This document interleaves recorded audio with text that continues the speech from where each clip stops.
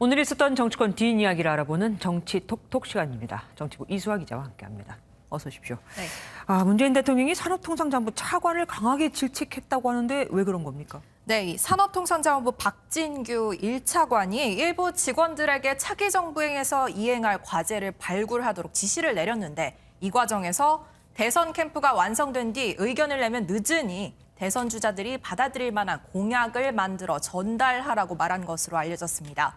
이 논란이 되자 산업부는 입장 자료를 통해서 박 차관의 지시가 대선을 의식한 게 아니라 국민 눈높이에 맞춘 정책을 당부하는 차원이었다고 해명했는데요. 이 같은 사실을 알게 된 문 대통령은 매우 부적절하다며 차후 유사한 일이 발생하면 엄중하게 책임을 묻겠다고 강하게 질책했습니다. 아니, 엊그제 문재인 대통령이 이 정부는 말년이 없다라고 얘기를 자신 있게 했었는데 이게 웬일입니까?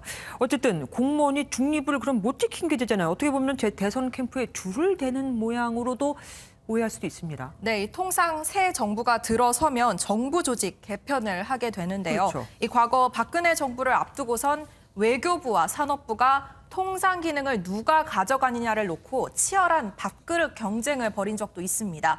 결국 이번 박 차관 지시가 새 정부가 들어왔을 때 이런 밥그릇 상황에서 우위를 차지하기 위해서 줄대기성이란 비판이 나오는 이유입니다.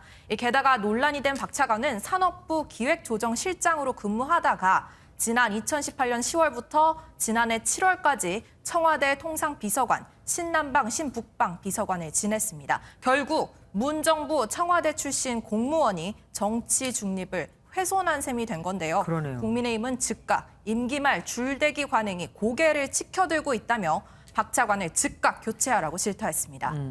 그리고 국민의힘 홍준표 의원이 이재명 지사를 베네수엘라 대통령 그 차베스에 비교를 해갖고 논란이 많이 되고 있던데요. 네, 이 홍준표 의원이 요 며칠 민주당의 유력 대선 주자인 이재명 지사의 기본 시리즈 정책을 비판하면서 이 지사를 경기도 차베스라고 재차 언급했죠.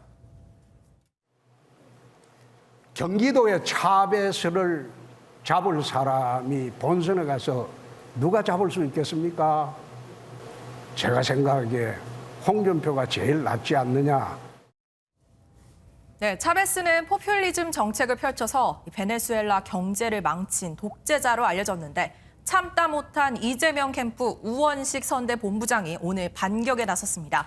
자신의 SNS에 국가 수반을 목표로 하는 분이 이렇게 쉽게 외교적 결례를 저지르냐며 기본 예의를 지키라고 적었는데요. 그러면서 무야홍이란 별명이 무책임한 야당 후보 홍준표란 의미냐고 비꼬았습니다.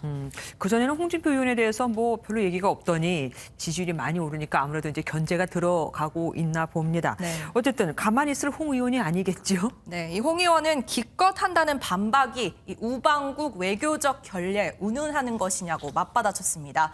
그러면서 기본 시리즈는 경기도를 망치고 대한민국을 거덜내는 차베스의 무상 포퓰리즘과 똑같다며 정상적인 공약으로 대선을 치르라고 비판했습니다. 예.